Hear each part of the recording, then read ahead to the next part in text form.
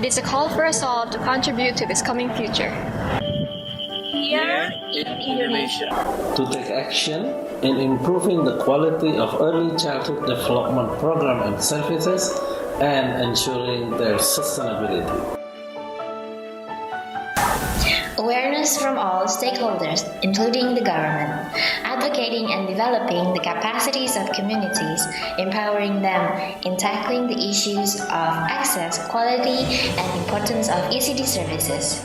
Second, improving the quality of ECD personnel by developing the capacity of ECD teachers, community health cadres, and parenting education cadres.